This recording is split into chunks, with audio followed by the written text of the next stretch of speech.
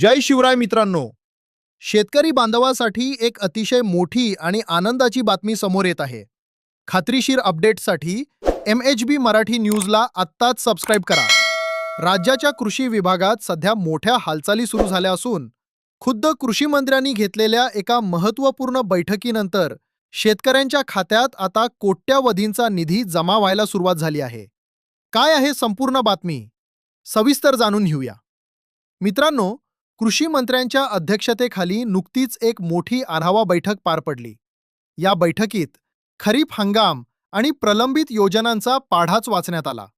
सर्वात महत्त्वाची गोष्ट म्हणजे अनेक दिवसांपासून रखडलेले कृषी यांत्रिकीकरण योजनेचे अनुदान आता वितरित करण्यास सरकारनं हिरवा कंदील दिला आहे.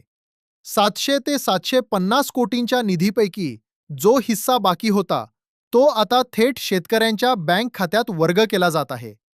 फक्त यंत्रेच नाही, तर ठिबक सिंचन, तुषार सिंचन आणि भाऊसाहेब फुंडकर फळबाग लागवड योजनेचा थकीत निधी देखील आता मिळायला सुरुवात झाली आहे. यामुळे बळीराजाला मोठा आधार मिळाला आहे. दुसरी महत्त्वाची अपडेट म्हणजे रोजगाराची संधी.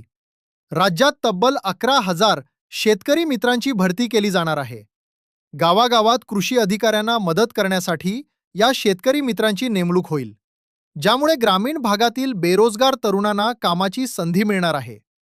कर्जमाफीबद्दल बोलायचे झाले तर तांत्रिक प्रक्रिया आता अंतिम टप्प्यात आहे. कृषी मंत्र्यांनी स्पष्ट संकेत दिले आहेत की येत्या 1 महिन्याच्या आत ही प्रक्रिया पूर्ण होईल. लवकरच मुख्यमंत्री महोदय याबद्दलची अधिकृत घोषणा करून GR प्रसिद्ध करतील, अशी माहिती समोर येत आहे. शेतकरी मित्रांनो, जर सरकारनं अशाच पद्धतीनं पीक विम्याच्या प्रश्नातही लक्ष घातले तर तो प्रश्नही लवकरच मार्गी लागेल अशी आशा आहे. आम्ही या प्रत्येक घडामोडीवर बारीक लक्ष ठेवून आहोत. अशाच ताज्या आणि खात्रीशीर अपडेट्ससाठी MHB मराठी न्यूजला आत्ताच सबस्क्राईब करा आणि हा व्हिडिओ जास्तीत जास्त शेतकरी बांधवापर्यंत शेअर करा. धन्यवाद.